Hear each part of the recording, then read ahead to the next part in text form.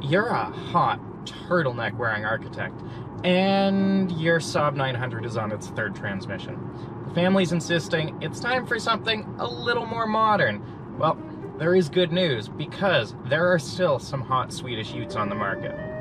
This is the 24 Volvo V60 Polestar Engineered. It's a little too expensive, but whew, the rules I would bend for someone who pulled up in one of these.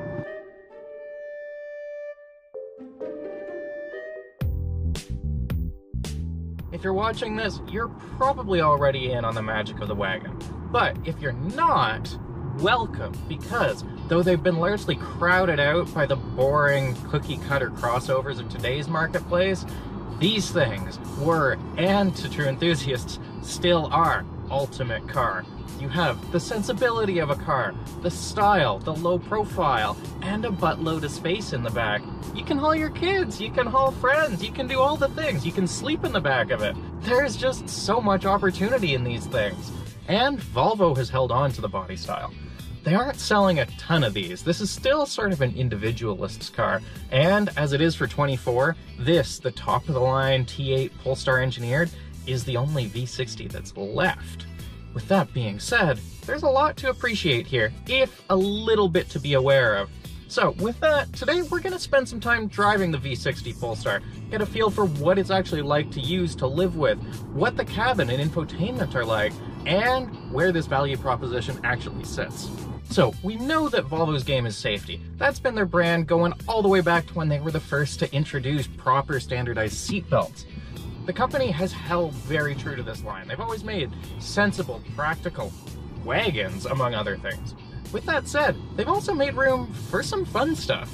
Volvo has made fast cars. Volvo has won races in the past. They've rallied, they've done touring car stuff. And though that isn't really where the company is at today, they clearly still have a little bit of energy for the zoomies.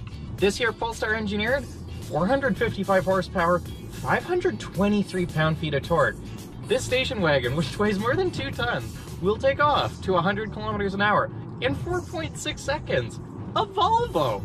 It's just a 2-liter 4-cylinder up front there, but it's got a turbocharger. And more importantly, in fact crucially to this here T8, it's a plug-in hybrid. That's not just eco-boring stuff. That brings in a lot of power. And for 2024, that setup actually jumps this thing forward with another 40 horsepower. These things used to make 415, 455, even in a relatively late stage in the car's life cycle. That's pretty sweet. Gets better too, because when you throw it a bit of stuff, you can set this thing up. Yes, it's a heavy car, but they've fitted Öhlins adjustable dampers to this thing. And this isn't just like your usual infotainment controlled damper. No, there are little twisty knobs up there on top of the front struts. You get hot brakes too. You get a whole bunch of ways to set things up. And all of these little gold bits. How fun is that? We love a little bit of colored flourish. I mean, look at this.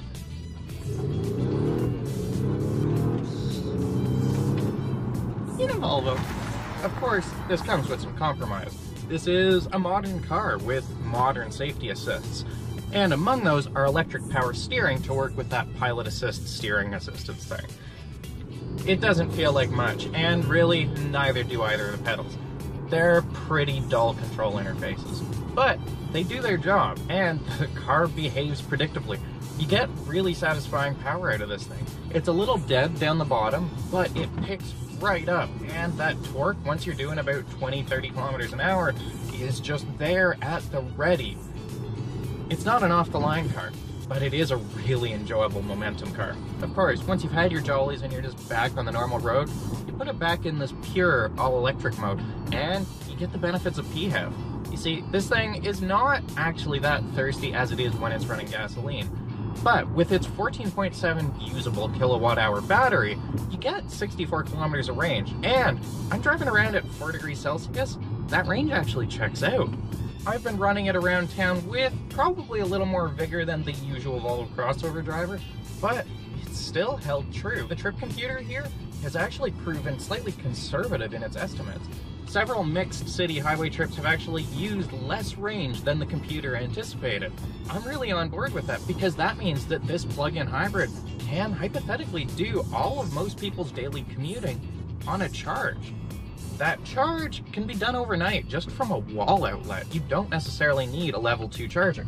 It will take the full night. Volvo's 5-hour claim, that's ambitious unless you are on an actual level 2 charger with a 6-something kilowatt charge rate.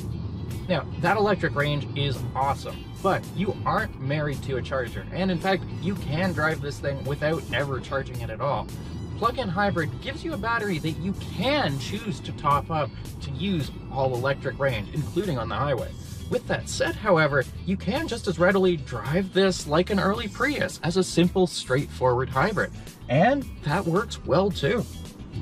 By generating and banking electric power just in the normal use of the gasoline engine, and then as well from things like regenerative braking, you get that benefit of torque infill, which helps smooth out your power band, and mild electric assist through normal driving even without a charge. According to Enercan reported figures, that puts this Volvo at 8 liters per 100 city, 7.2 liters per 100 highway, and 7.6 liters per 100 kilometers combined. That's pretty good fuel economy for what is an older vehicle. You see, this here Volvo V60 has been with us for a couple of years. It's been mildly refreshed, but really is actually getting on in its life cycle.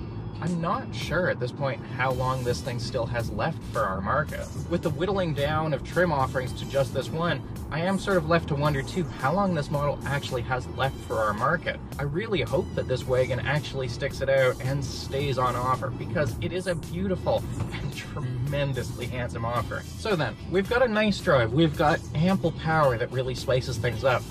What are the shortcomings though? Well, we've got a few on the go. The biggest is probably that engine sound.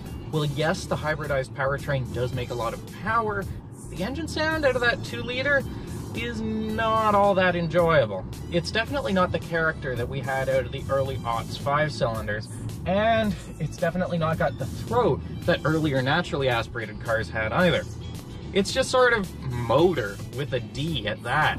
It's just there, and really, that's probably just as well, because this car's real strength is in its electric operation. Likewise, where I wish I heard a little bit less of that clattery engine, I also wish I heard a little bit less just in general. Noise, vibration, harshness are pretty good in this here V60, but that does bring us on to our next bit, which is what the cabin experience is like here in the V60. With that being said, it is a little bit claustrophobic. You've got a very significant tunnel down the center here, and with the door closed, everything wraps around you just a little tightly for my tastes. Controls are near, but they aren't always the most visible. You've got a lot that are clustered here on these stacks, but then a lot of other things that you look for in places that you would think to be intuitive, and then realize there's no hard button anymore. It's all in the infotainment. And that infotainment is such a constant headache here in the V60 and really across the current Volvo and Polestar lineups. Climb in the back, I don't love it.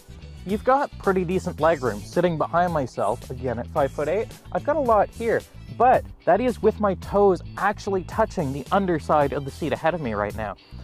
Again, it feels very secure. I've got a very significant bolster right here that actually sort of gets in the way of my arm, especially as my right arm is sitting much farther back than my left. And likewise, that center tunnel, while not quite as prominent as it is up front, is still very disruptive in the back. You would not want to be sat in the middle seat back here, even as a child.